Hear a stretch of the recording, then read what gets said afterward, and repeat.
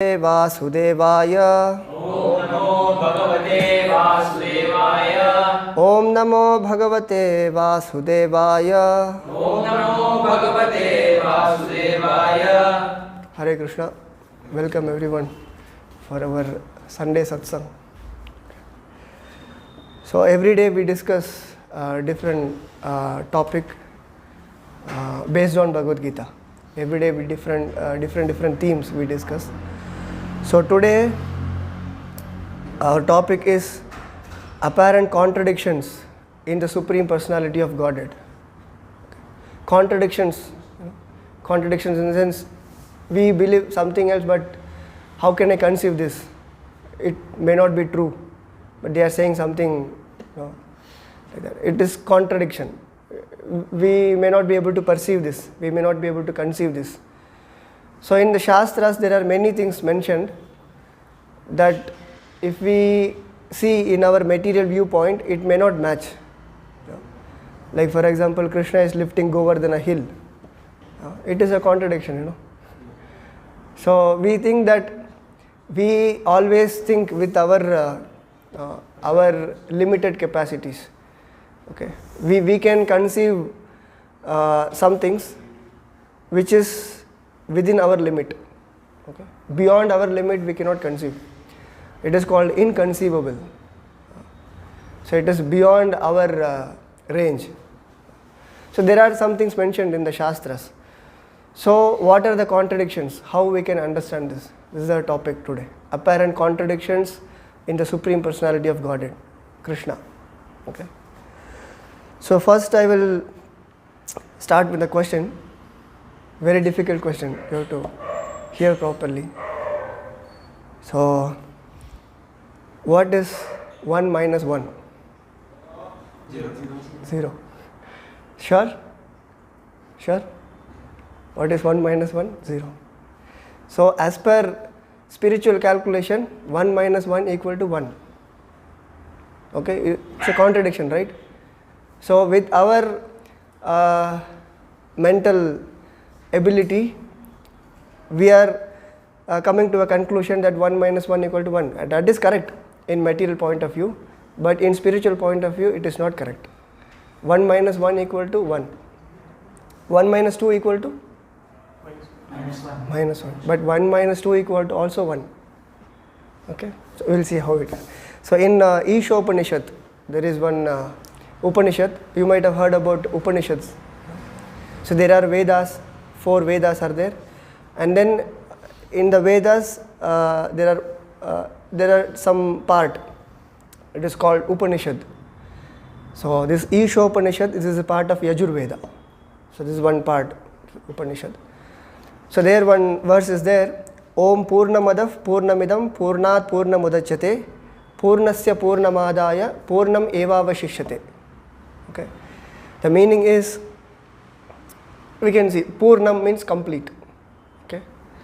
Om Purnamadav Purnamidam Purnat Purnamudachyate means the Supreme Personality of Godhead, Krishna, is Purnam, is complete. Okay. So from him there is a complete unit is emanating. Okay. Like for example, I am there. From me there is a person coming out exactly like me. Okay. So then I am losing something from me, right? Something is coming from me, my energy is coming out. So I am losing some energy, I am losing something, so something is missing in my body. But in Krishna, it is not like this. Spiritually, if you see in spiritual point of view, it is not like this. So it is said, Purnat Purnam Udachyate. From the Purnam is coming out. But still he is a Purnam. So that's why we said 1 minus 1 equal to 1. 1 is a complete unit, and from the complete unit, one complete unit is emanating, is coming out. But still the complete unit is not reduced. It is complete itself. And Purnasya Purnamadaya Purnam Evavashishyate. So this is the point we were discussing. Okay. So expansions are there from Krishna. Krishna is the Supreme Lord. From Krishna, there are different expansions are coming. So generally, these expansions are categorized into two categories. One is Swamsha, and the second one is Vibhinnamsha. Okay, Swa means own, something like that. Vibhinna means different. Swamsha and Vibhinnamsha, two categories are there, expansions. Swamsha is all Vishnu Tattvas. Vishnu Tattvas in the sense Vishnu, Ram, Vamanadev, Narsingadev, all avatars, Vishnu Tattvas. They are all known as Swamsha. Vibhinnamsha in the sense they are also expansions but not in the category of Vishnu. Like us, we are also expansions of the Lord, but we are not in the category of Vishnu Tattva. We are Jiva Tattvas. Okay. So there are two type of expansions are there. Okay. So then Swamsha, if you see from Krishna, the first expansion is Balaram. You might have heard about Balaram. Means in the Leela, he is Krishna's elder brother. Okay. So he is the first expansion, Balaram. And from Balaram, Chaturvyuha is coming. Sankarshana, Aniruddha, Pradyumna and Vasudeva. And from Sankarshana, Narayana, in Vaikunta, Narayana is expanding. And from Narayana, again 4 Chaturvyuhas, Sankarshana, Pradyumna, Aniruddha and Vasudeva. And then from Sankarshana, again Mahavishnu, Garbhodakashaya Vishnu, Kshirodakashaya Vishnu. There are so many expansions are there. They are moving upward? Downward. Yeah. This Mahavishnu, Garbhodakashaya Vishnu, they are all in the material world. Okay. Not Mahavishnu, Garbhodakashaya Vishnu, Kshirodakashaya Vishnu, they are in the material world. It's like coming down. Okay. So this will not go in much detail. It is very philosophical and expansions and all these things. So here the point is, so many expansions are coming out. All these expansions are complete unit. So even though so many complete units are coming out from Krishna, but he is not reduced. He is as still. There is no change. He is complete. Or the units are also complete? Yeah, units are also complete. So that is the spiritual potency. It's like infinity coming out of infinity. Yes, yes. Even though you can take out, but there is nothing change in that. Like that. It is still. Okay. So then, in the another verse, it is mentioned, although fixed in his abode, the personality of Godhead is swifter than the mind and can overcome all others running. The powerful demigods cannot approach him. Although in one place he controls those who supply the air and rain, he surpasses all in excellence. Okay. This is a translation of one verse. Okay. So here it is mentioned, he is in one place, but being in one place, he is controlling all other things. Like for example, there are many ministers, in India, but there is one prime minister. Prime minister, he doesn't have to come to every state, but he is sitting there and he is controlling all the states. Okay, so in that way, he is there as a supreme lord, but there are many demigods in the devatas. So there are many departments. In government also we see electricity department, water board. There are many departments are there. So like that, in the management of this cosmic manifestation, in this material universe, so there are different departments. Like Vayu Deva is there, he is controlling the air. Agni Deva is there, and then Varuna is there, Indra is controlling the rain. So there are different departments and there is a different department heads. Okay. So he is controlling everything, being in one place. He doesn't have to go anywhere. Okay. So this, if we try to understand more deeply, in one verse it is said, Natasya karyam karanam cha vidyate. Karyam means activity. We also know in all I think in South Indian languages it is there. Karya. Karyam. You are from? Uttar Pradesh. Uttar Pradesh. Okay. Even in Hindi also it is there. Karyam. Karyam means activity. Natasya karyam karanam cha vidyate. He doesn't have to do anything. So here it is mentioned, he is controlling everything. It doesn't mean that he personally controls. His energies are controlling. Like recently we heard one lecture by His Holiness Jayadvaita Maharaj. So we got these blessings that to hear from him. So he was explaining that there is one Leela in Bhagavatam. You might have heard all these things. Krishna was playing with his friends, and Krishna ate mud. And Yashoda Mata, she is asking to open his mouth, and see all the universes there. All no. So there, Maharaj was explaining that here the situation is Krishna ate mud. All his friends, they came to Yashoda Mata and complaining, no, he ate mud.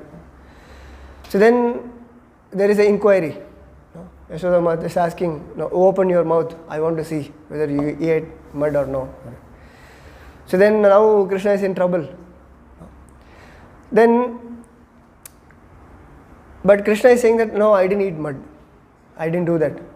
So if you open his mouth, there will be mud because he ate mud. So now we can see that Krishna is lying. Okay? But he is the Supreme Lord. He is the controller of everything. He is the master of everything. But if someone finds out that he is lying, it won't be good, right? He is the Supreme Lord. So then he is lying, so what to do? Krishna is in trouble.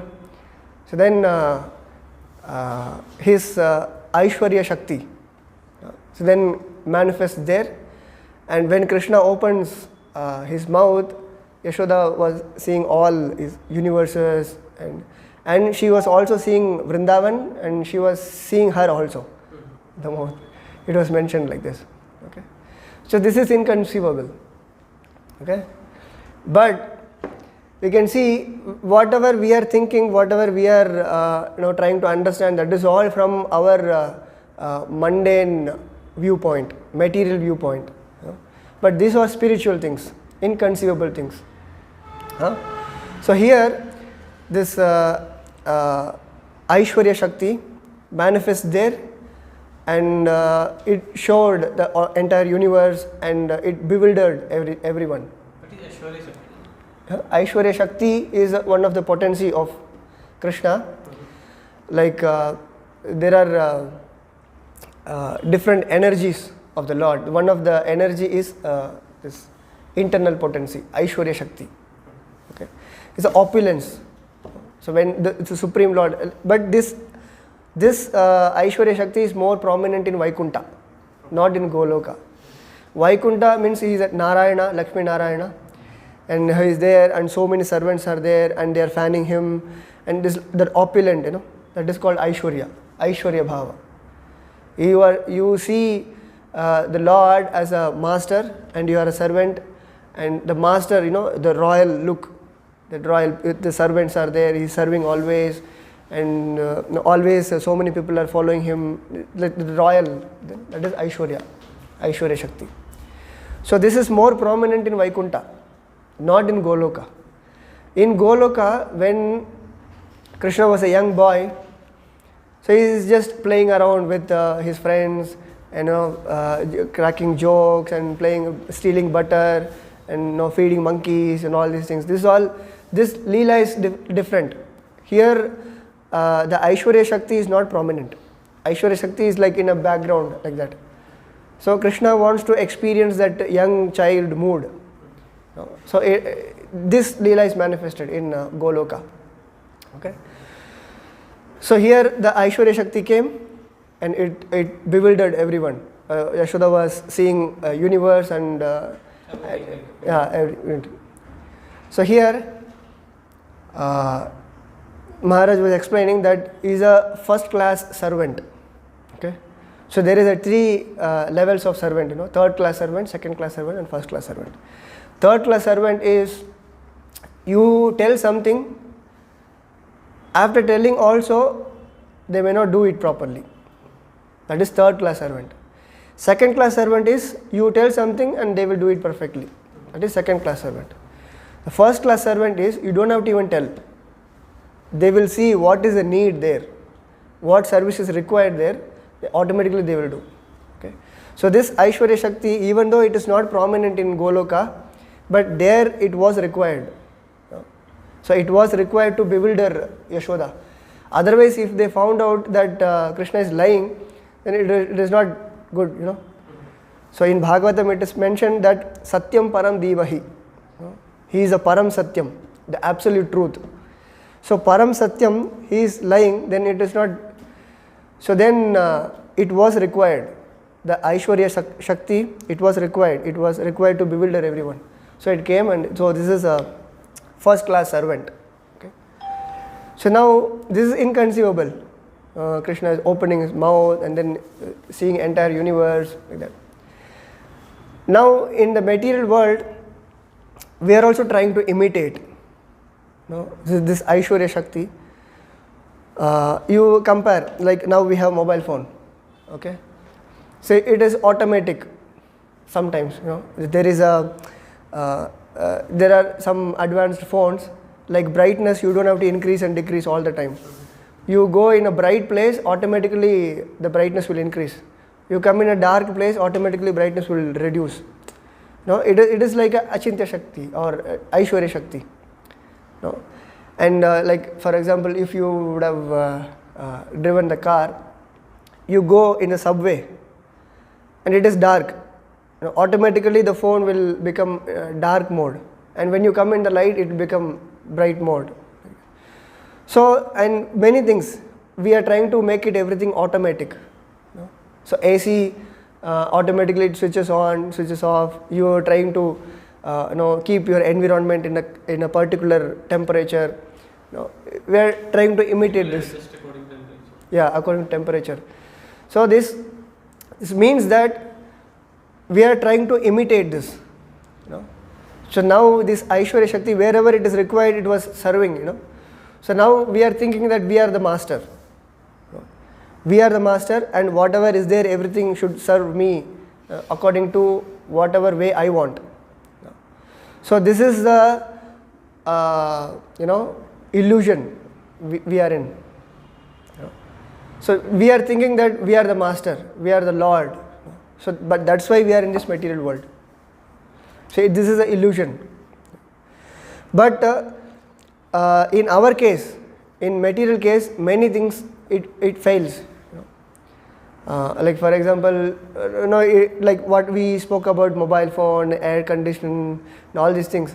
But it may not work all the time. Sometimes it fails also. But in spiritual world, in Krishna's case, it is not like this. It is all, everything is perfectly managed. And also we said, Natasya karyam karanam cha vidyate. He doesn't have to do anything. So like for example, when he opens his mouth, Yashoda should see the entire universe. If he is doing something for that, then there is no rasa, there is no enjoyment. So this Aishwarya Shakti, this does automatically. Swabhaviki jnana balakriyacha. Swabhavaki means, swabhava means automatic. Automatically everything is happening. Yeah. So now this is in the spiritual world, but now in the material world we are trying to imitate this. So that is a illusion. Like now we are trying to create a robot.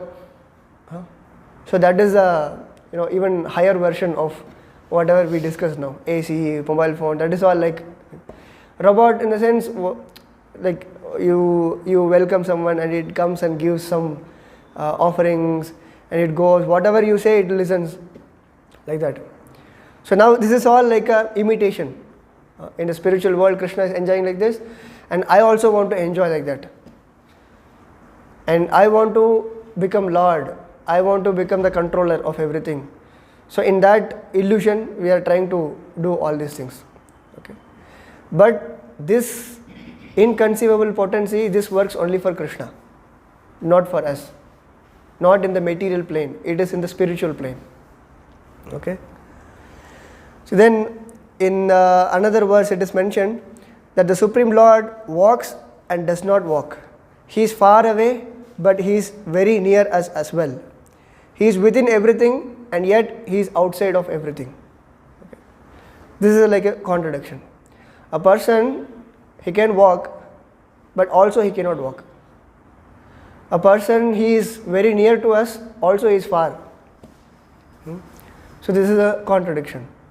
How can a person be like this? We are all able to walk, right? But if someone is saying that you are not able to, you cannot walk, this is a contradiction. So it means that this is not that, it is not showing the inability of Lord. Like he can walk and he cannot walk. It's not like that. It's not inability. It is just showing the inconceivable potency of the Lord. Okay. Then with our poor fund of knowledge, with our materialistic mind, if we try to understand this, we may not be able to understand. So the point here is, we have to understand the inconceivable potency of the Lord, then we will be able to conceive everything. Okay, you are able to follow? Okay. This is all inconceivable potency. We have to understand that this is all inconceivable. Then only we will be able to understand. No? Otherwise, if we try to understand with our materialistic mind, we will not be able to understand. We cannot apply our logic here. How it is like this? How can this be like this? This logic will not work here. No, this is all inconceivable. Inconceivable in the sense beyond our range. So for this, Prabhupada gives one example, that a frog lives in the well, a small well, and it is living for many years. It knows only that well, nothing else, just living there. And one day another frog is coming in the well, and that frog is from Pacific Ocean. Okay, he is entering in the well, and the frog in the well is asking that, where are you from? So the other frog is saying that, no, I am from Pacific Ocean. So then the frog in the well is asking, what is Pacific Ocean? Is it like this well? Asking. Then the another frog is saying that we'll say frog A, frog B. Okay, frog A is in the well, frog B is in the Pacific Ocean. So B is saying that no, not Pacific Ocean is not like this well. It is much bigger than this. So then the A is asking that, much bigger in the sense twice this well? No, not twice this well. This is much bigger than this well. Maybe 10 times of this well? No, not 10 times. It is even bigger. Then is asking maybe 100 times, maybe 1,000 times. So that frog, it never see anything beyond this well. It knows only this well. So it will not be able to conceive what is Pacific Ocean. What is Pacific Ocean? That frog cannot even imagine. It is such a vast water body. We cannot even this well is like a drop in front of Pacific Ocean.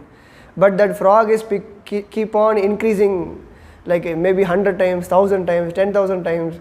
Whatever you compare with this well, this is just a drop.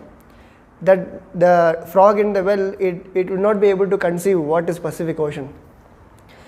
No? So now we are in this material world.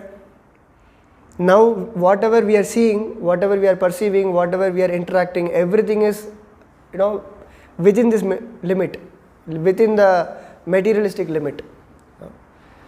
So like air is flowing, the sunlight, the temperature, and we are interacting with people, everything is within the limit.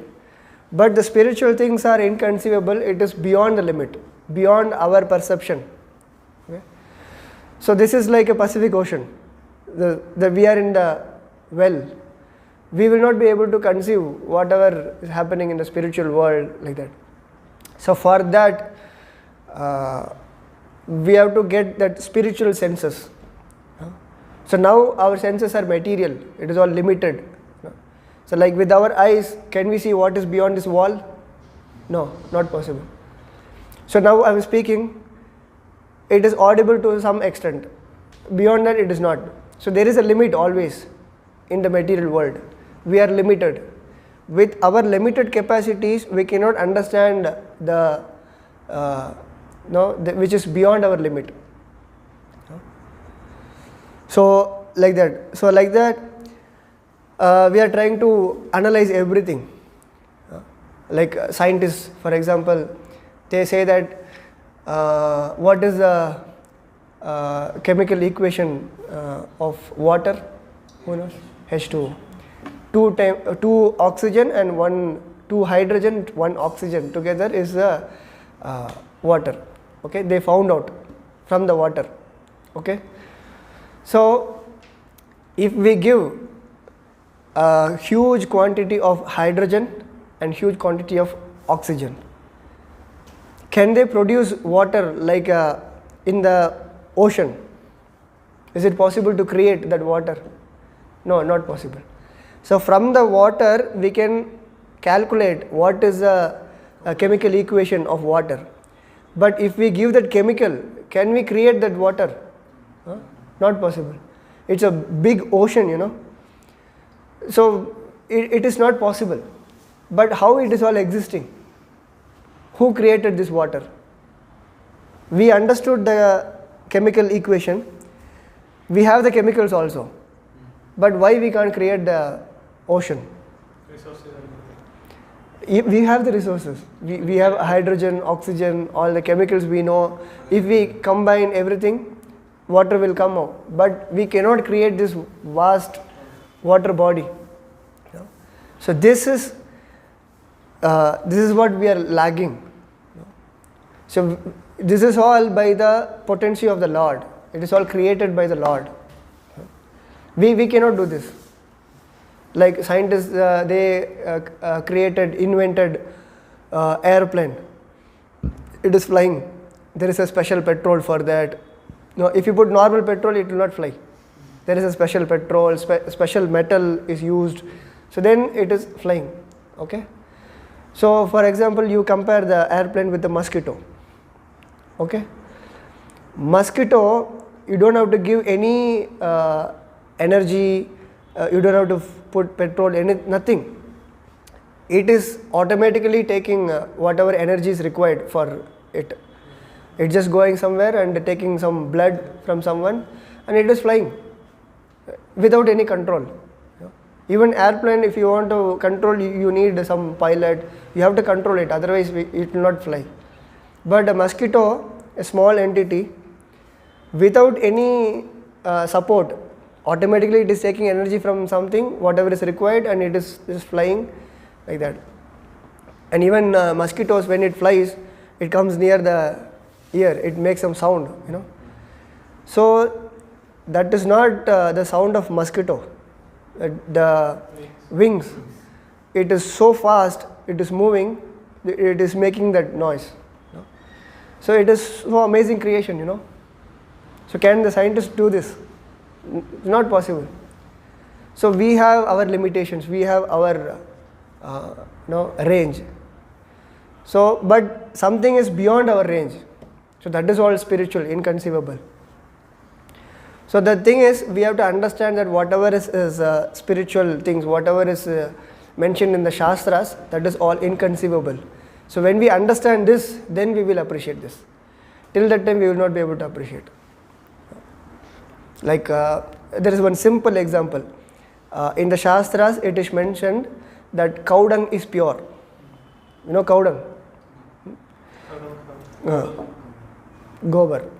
Cow dung is pure. But also in the Shastras it is mentioned that if you touch a stool of an animal, you have to take a bath. you are contaminated. It's ashuddhi. But also in the Shastras it is mentioned, cow dung is pure. Cow dung is nothing but a stool of an animal. But it is pure. We are using it to purify a place. We are using it for the yajnas. It is pure. And they have made a research also, and they found out that there are so many good ingredients are there, good what to say? Antioxidants. Huh? Antioxidants. Oxidants, whatever. So they found that it is good. Okay. So in the Shastras it is mentioned this cow dung is pure. So we have to just accept. So if we go to research, so now this is a simple thing. Cow dung. You research and you found out that there are good contents are there in the cow dung. But there are big things are there that if you try to analyze everything, we will not be able to do that. So the thing is, it is all inconceivable. We have to just accept it. So like that. There are many things we can say. There is one example is given. There is a lemon tree, for example. Lemon tree is there, one lemon. If you open the lemon, there are seeds. If you put one seed, you plant that one seed, again another tree can come and so many lemons will come. In that, again so many seeds. With that, you can create again a lemon tree, okay, with one seed. So with the one small seed, again a big tree is coming out, and again many lemons, and in each lemon there are so many seeds, and each seed can produce again a big lemon tree. Okay, but can we create that seed? Not possible. So then see now what we discussed about this hydrogen, oxygen, and this. We have the seed with whatever ingredients we have. With that ingredients we can create, but we cannot create that ingredient. Okay, but that is all created by the Lord. It's all creation of the Lord. So that we have to understand that we are limited. We have limitations. We can understand only within our limit. We cannot go beyond this. But whatever mentioned in the Shastras, this is all beyond our limit. So we have to just accept that this is all inconceivable. I am not capable of understanding. So instead of questioning why it is like this, why it is not like this, how can I believe this, how can I understand this is true. So instead of questioning, so we have to accept that this is all inconceivable. I am not capable of understanding this. So this is a proper mood to understand Shastras. So like that. So now we discussed about this frog, and another frog is coming from a Pacific Ocean. Like that, if we compare this analogy, like now we are in a well in this material world. So there are some acharyas. So they descend from a spiritual world. Acharyas, gurus. There are many acharyas, Ramanuja Acharya, Madhvacharya, Chaitanya Mahaprabhu. This is not Acharya, he is Krishna himself. So they are all coming from the spiritual world to educate us. So this is material world. So this is not a place for us. So we are meant to be in the spiritual world. We are spiritual being. We are soul. Soul is spiritual. We are not this body. Body is made up of this earth, water, fire, air, ether, panchabhutas, mind, intelligence, ego. It's all material. But we are not this body. We are not this material. We are spiritual being. We are soul. So we have to understand our position. And now we are bound in this material. We are material bondage. We are in this cage.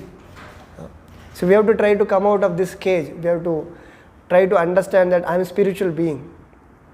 So then when we come to our original position, spiritual, then we can be happy.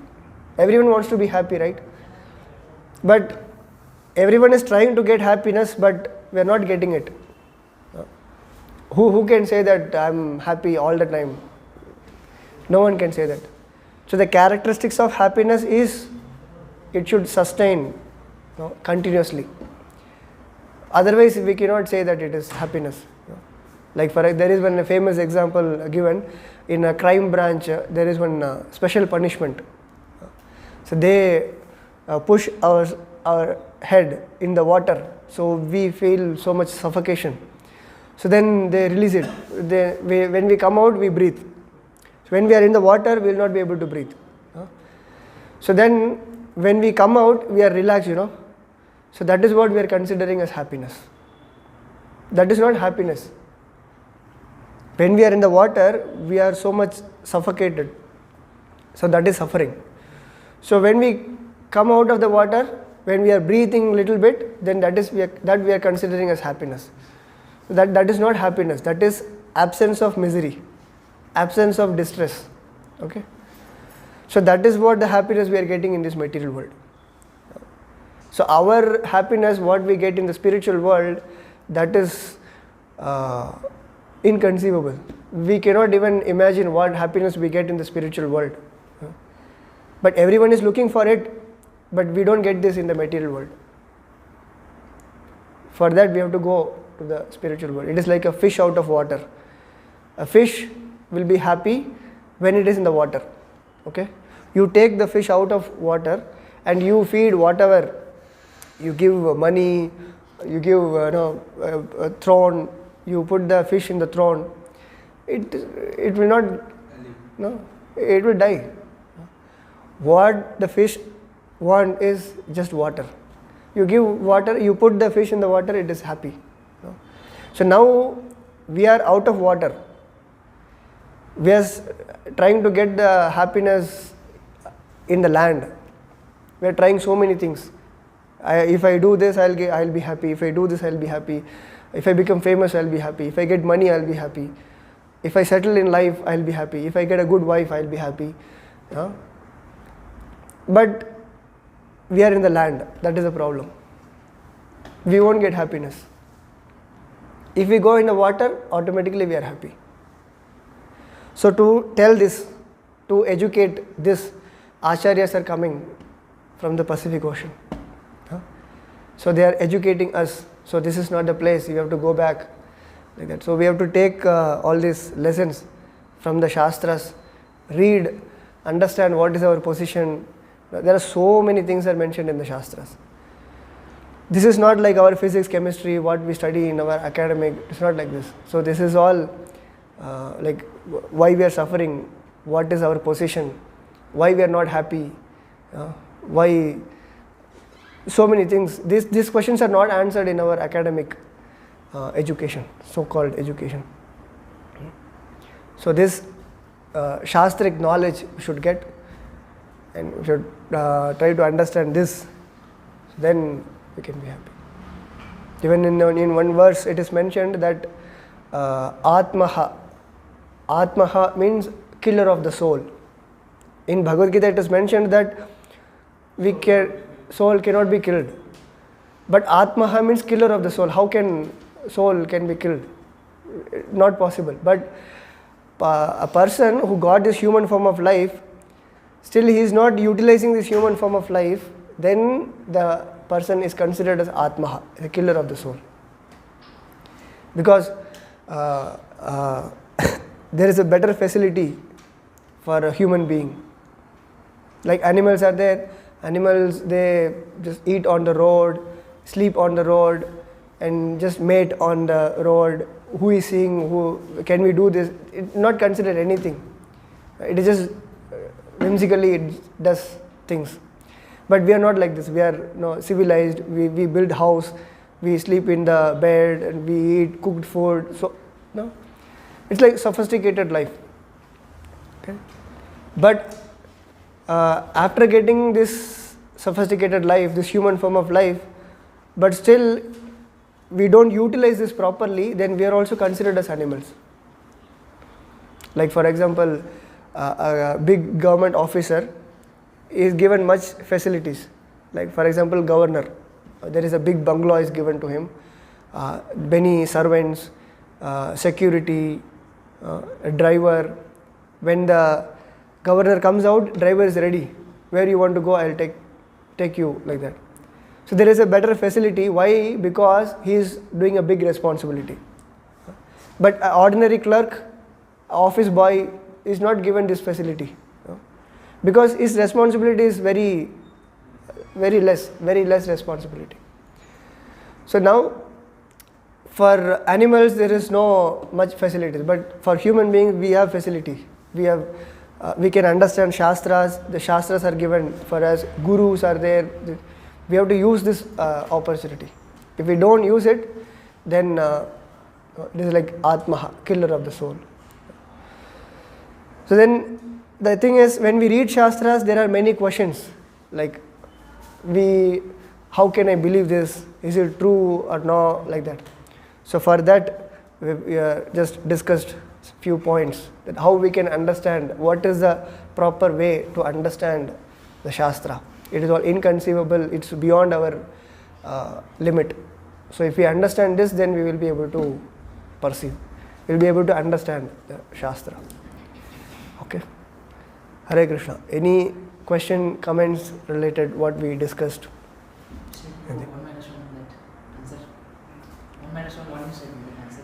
Answer already I told. I think you were sleeping at that time. That is spiritual calculation. Because say if I have to tell shortly, it's like I have 2 mangoes. If I give one to someone, I have only one. But spiritually it is not like that. I have 2 mangoes, I'll give mango to someone, but still I have 2 mangoes. It is inconceivable. Like the thing is, there are many expansions.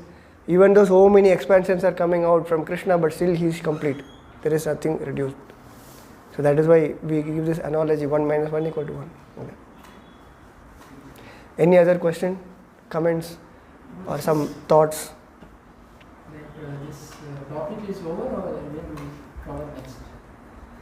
This is over. So where does Krishna reside? He resides in Goloka. Okay. Yeah, it is above Vaikuntha? Yes, it is above Vaikuntha. Yes, above Vaikuntha. This is a there are many Vaikunthas. You know, in Vaikunthas there are many Vishnu forms are there. But in that, the most higher planet is Goloka. Goloka. There. Sorry. Is it plane, different plane, or it's a planet? And planes are. No, it's a different plane. Yes. There Vaikuntha, there Krishna's Leela is going on eternally. Vaikuntha. Yes, in Goloka. Like among Vaikuntha planets, Goloka is the topmost. So this Leela is going on. Yes, yes. And Mahabharata is happening there. Mahabharata is in the material world.